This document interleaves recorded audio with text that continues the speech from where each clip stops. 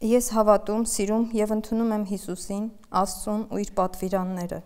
Ու ես հասնելու եմ իմ միակին, ով կողքիս կլինի մինչև կյանքիս վերջ։ Սա գրել է տղաս մահվանից 20 օր առաջ։ Արտաշատում անչափահասների վիճաբանությունն ավարտվել է 2 հոգու սպանությամբ։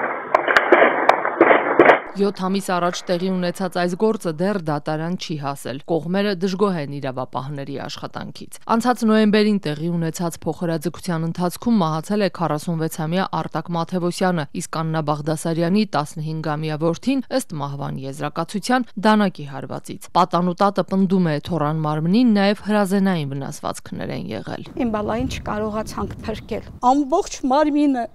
ոտից այրից մինչև մազերի վերջին ծայրը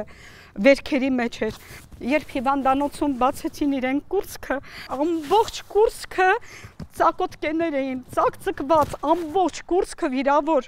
մատերը կոտրված։ Սեփական տան բակում սպանված 15-ամյա Ռոբերտը փորձել է հասկանալ, թե ինչու են իր զարմուհուն նեղացրել։ Հարաբերությունները պարզելու նպատակով երիտասարդների առաջին հանդիպումը տեղի է ունեցել գերեզմանոցում։ Ռոբերտի տատը տիկին Արմենուհին պատմում է, թոռները տուն են վերադարձել ծեծված ու արյունլվա։ Նրանց հայրը տեսնելով որդիների վիճակը հարցրել է, թե ովքեր են ծեծել։ Ռոբերտն ասել է, որ այդ խմբից միայն Տիգրանին է ճանաչում։ Հայր ու որդի գնացել են Տիգրանի հոր հետ հանդիպման։ Արմենուհու խոսքով որդու նպատակը երեխաներին հաշտեցնելն էր, սակայն հանդիպումը չի կայացել, Տիգրանի հայրը աշխատանքի է եղել։ Բայց նրանք երեկոյան մի քանի մեքենայով եկան ու զինված։ Տանը որդիս էր, ծեծված անչափահաս թոռներս հարսս ու 2.5 տարեկան թոռնուհիս։ Ասում է տիկին Արմենուհին, նշելով, որ այդ ամենը տեղի է ունեցել իր աչքի առաջ։ Իրենք մտնում են 1 րոպե հետո ընդամենը,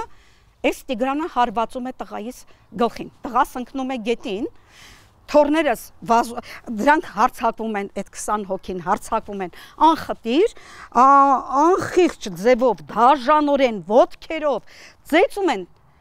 գետին ընկած տղայիս, թոռներս որ փորձում են պաշտպանել իրենց էլ են ծեծում։ Այ հենց այստեղ ոտքերս թուլանում, այսպես ծնկում եմ ուշ չի լինում, ինձ թվաց, թե երեխաներս մահացել են։ Սպանված պատանու տատն ու մայրը պատմում են, իրենց ուղղությամբ անկանոն կրակոցներ են սկսվել։ Երեխաս ձեռքից 2.5 տարեկան, երեխաս այնտեղից է լացում, ես չեմ իմանում ինչ անեմ, ամուսինս վայր ընկած։ Հանկարծ նկատում եմ, որ կրակում են տղայիս վրա, տղաս կռանում է։ Տան ուղղությամբ եմ գալիս, ամուսինս դեմս է ելնում, արդեն որսորդական զենքը ձեռքին։ Այդքանից հետո ես փորձում եմ ամուսնուս համոզել, որպեսզի չկրակի։ Ասում է թող երեխեքիս սպանեցին։ Դուրս է գալիս, սկսում է զգուշացողական կրակներ անի։ Օդ։ Ավտոմեքենաների հետևից, ոչ թե իրենց վրա, իրենցից կանգնած կային հենց իր կողքին։ Իրենց վրա անգամ նշան չի բռնում, որպեսզի սրանք թողնեն, հեռանան։ Արդեն 7 ամիս է բանտում է մահացած տղայի հայրը, որը մեղադրվում է որսորդական զենքի ապօրինի կիրառման եւ սպանության հոդվածով ու 20-ամյա Տիգրան Աթանեսյանը անչափահասի նկատմամբ կամ խուլիգանական դրդումներով սպանության հոդվածներով։ Հարազատները վստահ են, Ռոբերտին 20-ամյա Տիգրանն է դանակահարել։ Ռոբերտի հարազատները դեպքից 7 ամիս անց են որոշել խոսել։ Դժգոհ են իրավապահների աշխատանքից։ Կալանավորված 2 անձինք ազատ են արձակվել։ Մեկը հենց այդ օրերին է հասցրել փախչել ու մինչև հիմա որոնվում է։ 50 հոգի հարցակվել են իմ տանս վրա, ատրճանակով, դանակներով, մահակներով, այսքան գործ արել են։ Ու հիմա նստած է իմ տղան մենակ ցմահ հոդվածներով։ Հարցնում եմ, ինչի համար։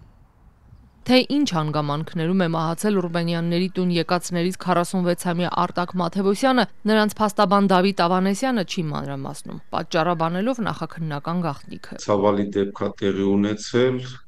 դեպքը առկա է, դա ոչ մեկ չի կարող ժխտել, բայց այն, որ տվյալ դեպքը կատարվել է իմ պաշտպանյալ Տիգրան Մաթևոսյանի կողմից կամ նա առնչություն ունի տվյալ սպանությանը,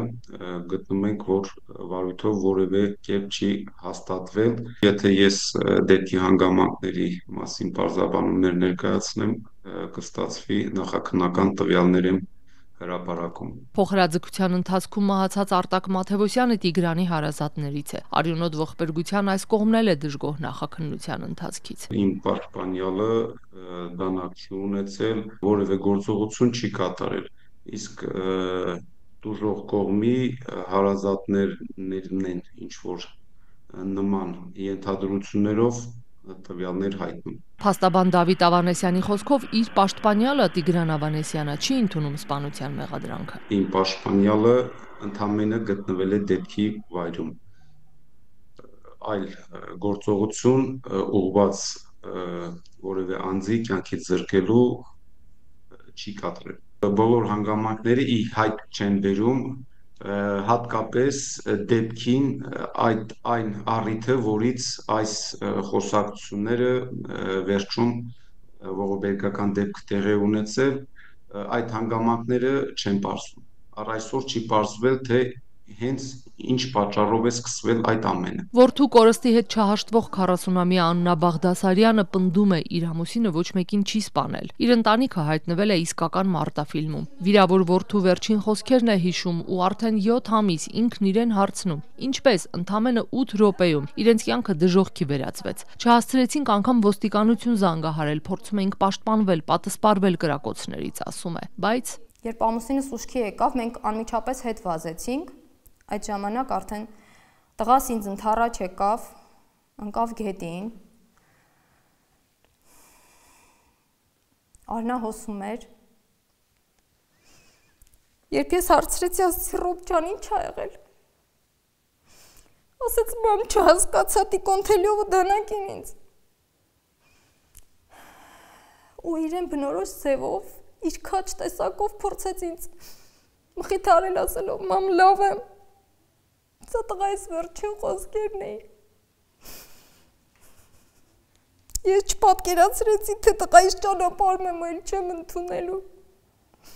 Քննչական կոմիտեից հայտնում են նախորդ տարի նոյեմբերի 8-ին նախաձեռնված վարույթի նախաքննությունն ավարտական փուլում է։ Հարուցվել է քրեական գործ 6 անձի նկատմամբ։ Մեղադրյալ են նրանցից 2-ը։ Հետախուզվող տղամարդը դեռ չի հայտնաբերվել։ 3-ն ազատության մեջ են։ Քննիչները բողոքարկել են դատարանի որոշումը նրանց ազատ արձակելու վերաբերյալ։ Պատասխանը ստանալուց հետո գործը կուղարկվի դատարան։ Իդեպ ներքին գործերի նախարարության տվյալներով նախորդ տարի զենքով կատարված հանցագործության 109 դեպք է արձանագրվել։ 15-ով ավելի շատ, քան 2023-ին։ Իսկ այս տարվա միայն առաջին 5 ամիսներին արդեն 66 դեպք է արձանագրվել։ Նախորդ տարվա նույն ժամանակահատվածի համեմատ այս թիվը 5-ով է աճել։